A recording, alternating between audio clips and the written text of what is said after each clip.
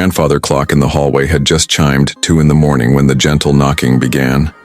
Daniel Matthews paused in his late-night routine of checking on 8-year-old Sophie, wondering who could possibly be at his door at this hour.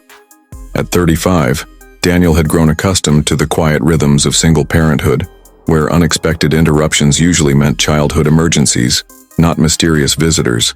The knocking came again, soft but insistent, and Daniel moved toward the front door with the careful caution that came from being solely responsible for his daughter's safety. Through the peephole, he could see a woman standing on his porch, her dark hair damp from the light rain that had been falling all evening. She appeared to be in her early 30s, wearing a simple light-colored dress that seemed inadequate for the cool October night. Even in the dim porch light, Daniel could see that she was shivering, her arms wrapped around herself for warmth. Daniel hesitated for a moment, weighing the wisdom of opening his door to a stranger in the middle of the night. But something about her posture, the way she stood with a mixture of vulnerability and quiet dignity, made him turn the deadbolt and slowly open the door. "I'm sorry to bother you so late," the woman said immediately, her voice soft but clear. "I know this must seem strange, but I was wondering if you could help me. My car broke down about 2 blocks from here and my phone is dead." Daniel studied her face in the warm light spilling from his hallway. She was beautiful, but it was the kind of beauty that came from genuine warmth rather than careful styling. Her brown eyes held an exhaustion that went deeper than the late hour, and there was something in her expression that tugged at his memory. "Of course," Daniel said without hesitation, stepping back to let her into the warmth of his home. "Come in out of the rain. We can call someone for you, or I can take a look at your car if you'd like." As she stepped across the threshold, the woman looked around his living room with an expression that seemed both grateful and oddly familiar, as if she were seeing something she had expected to find.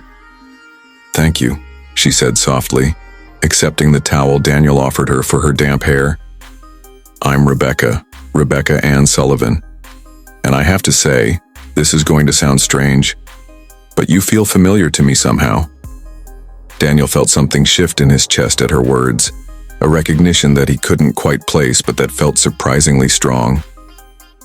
"I'm Daniel Matthews," he replied, gesturing toward the comfortable couch.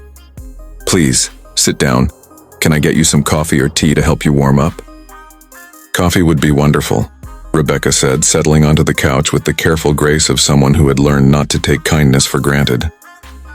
"And Daniel Matthews. That name feels familiar too." As Daniel moved to the kitchen to start the coffee, he found himself studying Rebecca's profile from the corner of his eye.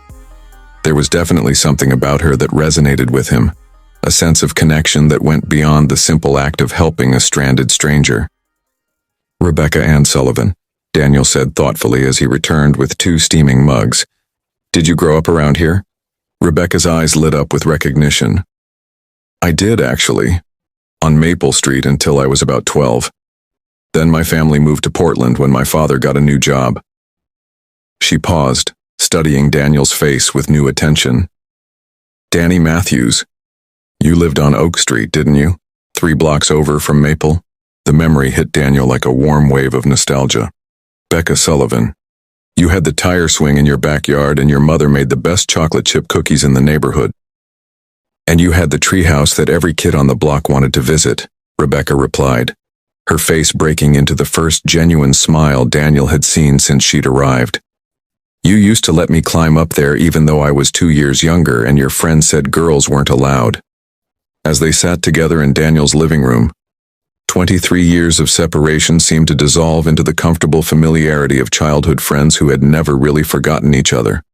They talked about the summers they'd spent exploring the neighborhood, the elaborate games of hide-and-seek that had lasted until parents called them home for dinner, and the promise they'd made to stay friends forever.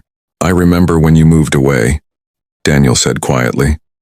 "I was 14 and I thought I was too old to cry about a friend leaving. But I did anyway." "I cried too," Rebecca admitted. "I kept meaning to write, but you know how it is when you're a kid. Time moves differently and suddenly months had passed and it felt too late." "What brought you back to town?" Daniel asked, though he noticed the way Rebecca's expression grew more complex when he posed the question. "I'm actually going through a divorce," Rebecca said honestly. her voice carrying the weight of someone who had learned to speak difficult truths. "I've been driving around for the past few days, trying to figure out where I want to start over. I ended up here because this was the last place I remember feeling completely safe and happy."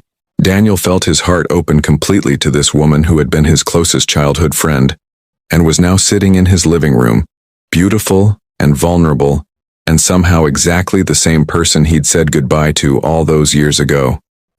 "Becca," Daniel said gently, "you said your car broke down, but is that really why you knocked on my door at 2 in the morning?" Rebecca looked down at her coffee mug and Daniel could see tears gathering in her eyes. "I drove by this house 3 times tonight," she admitted quietly. "I remembered that the Matthews family lived on Oak Street, and when I saw the number 247, I knew it was your house. Something about the way the porch light looked exactly the same as it did when we were kids, so you didn't just happen to break down nearby." "No," Rebecca said, looking up at him with complete honesty. "My car is fine, I'm fine physically, but I've been driving around for 2 days, feeling more lost than I've ever felt in my life, and when I saw your house, it was like finding home again." Daniel set down his coffee and moved to sit beside Rebecca on the couch, close enough to offer comfort but careful not to invade her space. "Becca, you said I felt familiar. What did you mean?" Rebecca smiled through her tears, reaching out to touch Daniel's hand with the same unself-conscious affection she'd shown as a 12-year-old. "I meant that sitting here with you feels like the safest I've felt in years.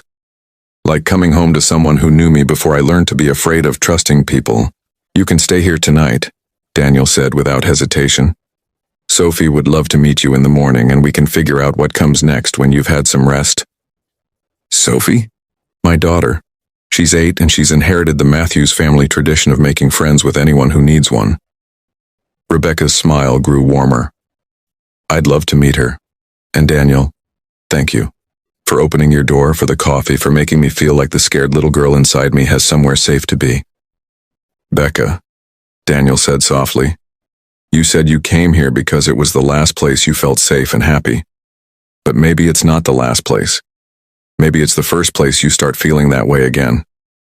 Over the following weeks, Rebecca extended her stay in town, finding a small apartment and a job at the local elementary school, where her gift for connecting with children made her an instant favorite among both students and parents. Daniel and Sophie became her anchor points in this new life she was building, the family she had chosen rather than the one she had left behind. But what surprised everyone, including Rebecca and Daniel themselves, was how naturally they fell into a rhythm that felt less like rediscovered friendship and more like coming home to a love that had been patiently waiting for them to be ready for it. 6 months later, when Rebecca accepted Daniel's proposal in the same backyard where they'd played as children, Sophie was there to present her with a handmade card that read, "Welcome to our family forever." The 12-year-old girl who had knocked on doors looking for adventure had grown into a woman who knocked on doors looking for home, and found that sometimes the best love stories are the ones that begin with "you feel familiar" and end with "you feel like home." Sometimes the most important journeys are the ones that bring us back to where we started, but with eyes clear enough to see what was always meant to be ours.